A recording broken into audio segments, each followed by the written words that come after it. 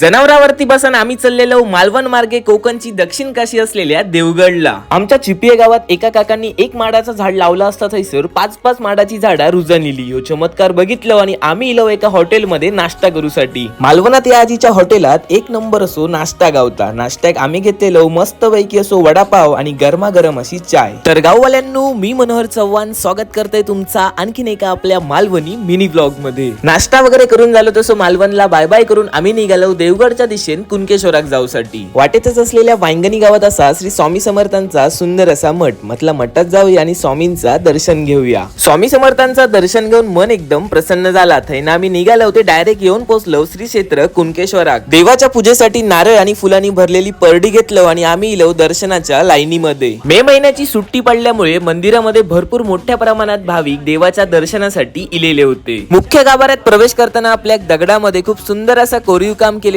बघूक मिळता। मंदिराच्या मुख्य गाभाऱ्यामध्ये फोटो किंवा व्हिडिओ काढूसाठी सक्त मनाई केलेली असा, त्यामुळे तुम्ही बाहेर लावलेल्या स्क्रीन वरती देवाचा दर्शन घेवा। देवाचा डोळे भरून दर्शन झाल्याच्या नंतर आम्ही इलो बाहेर आपल्या कुणकेश्वर गावचं स्वच्छ व सुंदर असलेलो विस्तीर्ण पसरलेलो नियोशार असो समुद्र किनारो बघूक मिळता। 11व्या शतकात बांधलेल्या या मंदिराची रचना खूप सुंदरच केलेली असा। मुख्य मंदिरातून दर्शन घेऊन बाहेर इल्याच्या नंतर हैसर आपल्याक आणखीन देखील मंदिरा बघूक मिळतात, ज्यामध्ये नारायण मंदिर, गणपती मंदिर, जोगेश्वरी मंदिर, मंडलिक मंदिर अशी भरपूर काय मंदिर हैसर आपल्याक बघूक मिळतात। पहिली स्थानिक माणसा देवगड हापूस, आंब्याची साठा, करवंद असे भरपूर काय कोकणी पदार्थ घेऊन बसलेली असतात, ज्यांची की चव तुम्ही चाकू शकतास। देवांचा दर्शन वगैरे घेऊन झाला तसे आम्ही इलो मंदिराच्या समोरच असलेल्या समुद्र किनाऱ्यावर। एकदम स्वच्छ व सुंदर असो यो समुद्र किनारो असा। हैसर तुम्ही पाण्यात जाऊन थोडीफार मजा मस्ती देखील करू शकतास। मग आम्ही लिंबू सरबत पिलो आणि निघालो पवनचक्की गार्डनला जाऊसाठी। नजारो बघा कसलो जबरदस्त असो यो वाटता तो। फुलावरना दिसणारा या विठ्ठल रखुमाई मंदिर तर एक नंबरच वाटत होता। मग आम्ही येऊन पोहोचलो ते म्हणजे पवनचक्की गार्डन मध्ये। हेच असत ते पवनचक्की ज्यांच्यापासून वीज निर्मिती केली जाता। लांबना तर एकदम बारके वाटत होते, जवळ इल्याच्या नंतर समजला किती उंच असत ते। एकदम जबरदस्त असा या पवनचक्की गार्डन असा। हैसर इल्याच्या नंतर तुमका एकदम जबरदस्त असा 100% वाटतला। आजच्या या व्हिडिओ पुरता इतक्याच। व्हिडिओ तुमका आवडली असेल तर व्हिडिओ लाईक करा आणि तुमच्या मित्रमैत्रिणींका शेअर करा। धन्यवाद।